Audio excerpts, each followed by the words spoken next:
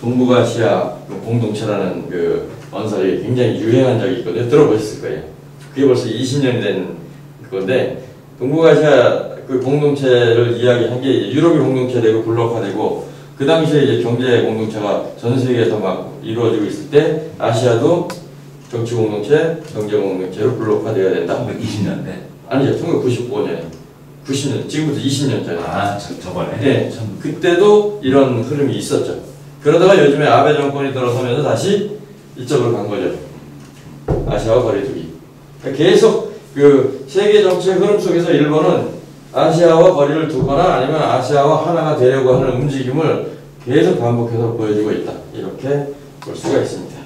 그래서 아시아에 관한 부분에 대해서 아시아에 대한 사유가 오늘의 이제 주제인데, 일단 아시아라고 하는 문제를 다루는 데 있어서 굉장히 그 곤란한 그 여러 가지 이유가 있습니다.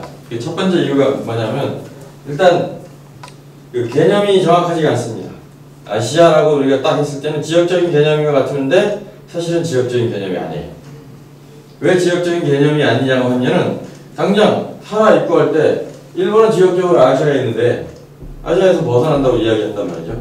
이럴 때는 지리적 개념이 아니라 문명적인 개념이거든요.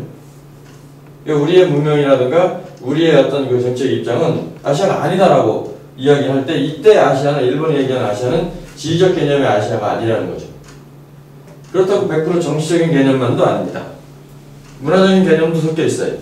그래서 그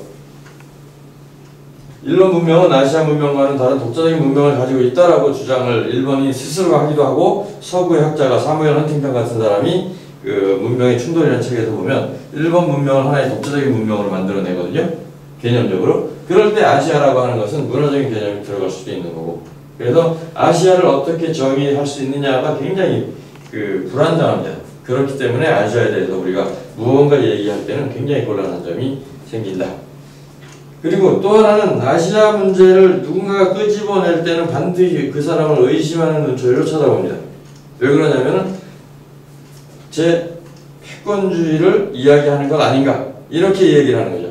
예를 들면 일본이 아시아에 대해서 금방 말씀하셨듯이 1994년에 그 이게 아사히 신문에 나온 논설 제목인데, 아시아주의를 딱 얘기할 때 우리는 그 뭐랄까 의심을 할 수가 있거든요. 얘들이 다시 아시아 패권주의를 지향하는 게 아니냐.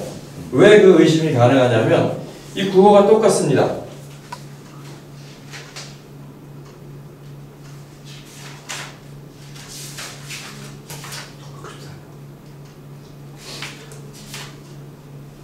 일중을 축으로 동아의 신체제를, 이게 1994년에 아사히 신문 논설인데 이게 40년 전에 똑같이 나와요. 중국 진출하면서 나온 게 그거죠. 일중을 주축으로 한 동아 신체제를. 이게 그 당시에 그 중일전쟁 일으키면서 일본이 그 내세운 그 슬로건이거든요. 물론 1995년에 내세운 슬로건은 물론 이제 패권주의를 추구하는 게 아니라 동북아시아 공동체라고 하는 그런 어떤 협력적 어떤 기구를 만들자라고 하는 의미에서의 그 신체제를 이야기한 것이고, 그리고 1940년대 그 침략의 하나의 그 어떤 합리화시키기 위한 사유로서 그 아시아의 동아의 신체제를 이걸 이야기했을 때는 자기들의 패권을 추구하기 위한 논리로 사용되거든요. 그렇기 때문에 아시아를 이야기하는 순간 반드시 누군가가 의심하게 돼 있어요. 저거 패권주의를 추구하는 게 아니냐. 예를 들면 중국이 아시아를 딱 얘기할 때도 아시아를 중국 중심으로 해서 중국이 패권을 추구하려는 거 아니야? 라고 의심할 수 있거든요. 그렇기 때문에 아시아를 이야기한다는 게 굉장히 힘들다는 거죠. 쉽지 않다는 거죠. 당장 이하령 선생님만 하더라도 90년대 후반에 그 동아시아 동북아 공동체를 이야기하기에는 대한민국이 하나님 적합하다. 왜냐하면 과거에 침략한 경험도 없고, 중국처럼, 중국은 더 과거에다 패권을 추구했잖아요. 중국처럼 패권을 추구할 힘도 없기 때문에 한국이 이야기를 하고 한국이 중심이 돼서 추진해야 된다, 이렇게 얘기하는데 그거 자체가 벌써 민족주의 얘기잖아요. 우리 민족 중심으로 우리 민족만이 할 수 있는 어떤 선민사상이 드러나는 거거든요. 스스로는 정치적인 힘이 없다고 하면서도. 그렇기 때문에 그 한중일 삼국 중에서 누군가가 앞장서서 동아시아, 동북아시아 공동체를 이야기하는 순간에 전부 다 제 민족주의자 혹은 패권주의자냐라는 의심의 눈을 받을 수 있다. 이게 이제 이야기하기에 굉장히 힘든 거죠.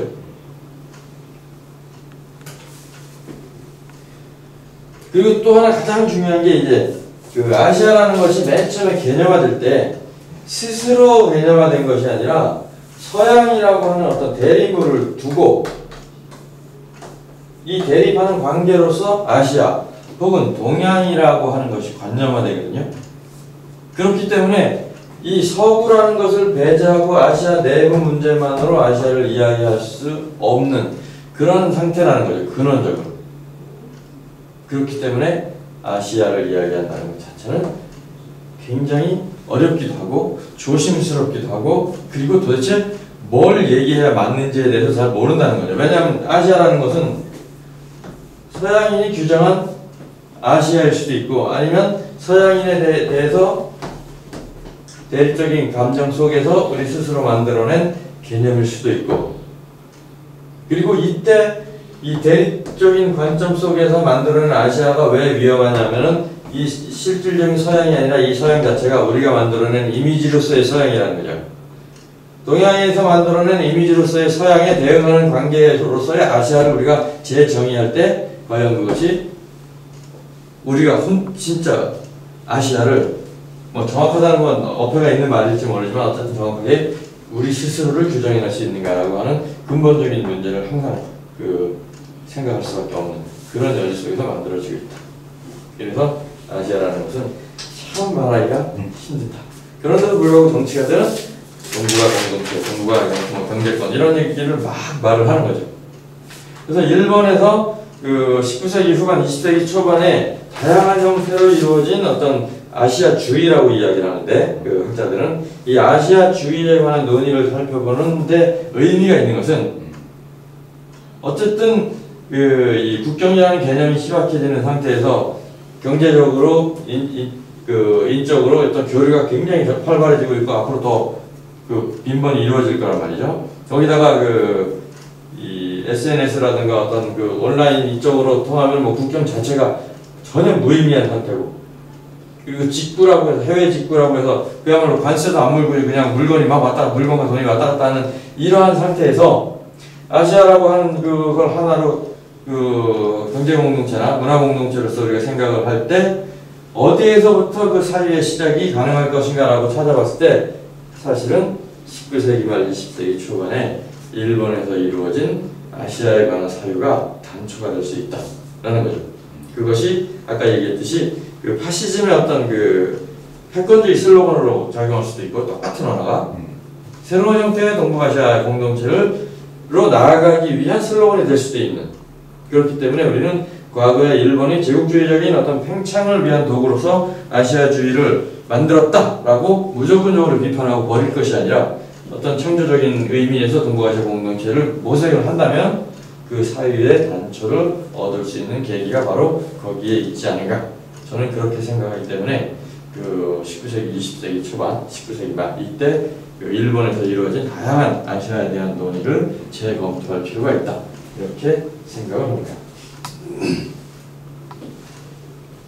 그럼 일단 일본에서 타라 입구론하고 아시아 일체론이 크게 두 가지 형태의 아시아에 대한 사유가 있다고 했는데 구체적인 거를 하나하나 대표적인 것만 살펴보도록 하겠습니다.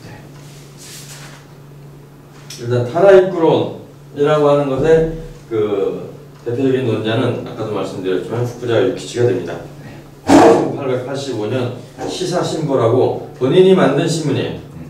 본인이 만든 신문의 논설로 나오게 됩니다. 분량은 굉장히 짧습니다. 논설이기 때문에. 근데 그게 그 이후에 아시아에 대한 일본인들의 사유를 규정한 가장 대표적인 문건이 됩니다.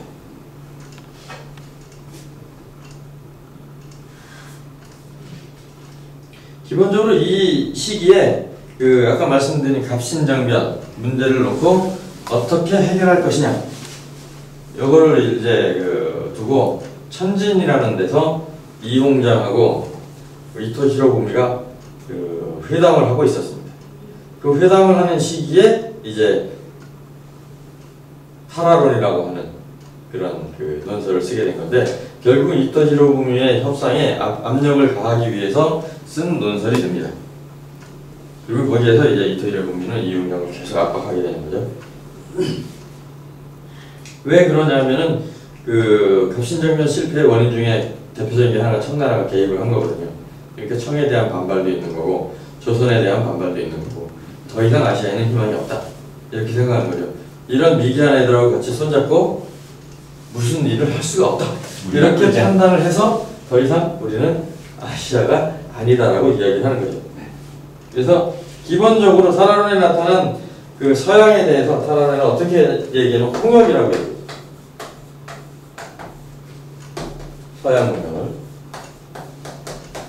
서양 문명을 유행하는 홍역으로 전염병으로 파악합니다. 그런데 이익이 많은 전염병,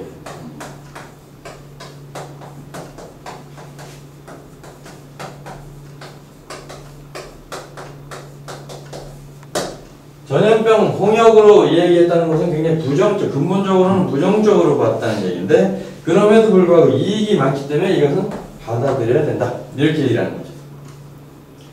그리고 후쿠자와 유키치는 이 그 탈화론 그 이전의 그 문명론의 그 계략이라는 책에서 그 세상을 문명하고 단계하고 미개라고 세 단계로 나눕니다. 일본인들이 이렇게 나누는 걸 좋아하는 것 같아요. 1등 국민, 2등 국민, 3등 국민으로 그 아시아 국민을 나눴듯이 세계의 어떤 흐름을 문명국, 반개국, 미개국으로 나누죠. 탈화론에서 나오는 것은 이제 조선하고 청나라는 미개의 나라인 거죠. 그러니까 요약하자면 그겁니다. 한마디로 얘기해서 서양이 이 문명은 그 이익이 많은 전염병이라서 우리는 열심히 받아들여야 되고 그런데 조선하고 청나라는 이게 안 될 것 같고 그 이웃하는 일본에 대해서 서양인들이 미개국으로 바라볼 거에 대해서 걱정을 하는 거죠. 그러니까 우리는 서양의 친구가 돼야 되는 거고 이쁘죠. 우리는 서양의 친구로서 가야 되고 이 미개인인 이 조선이라고 청나라하고는 거리를 둬야 된다. 이렇게 얘기하는 거죠. 그런 식으로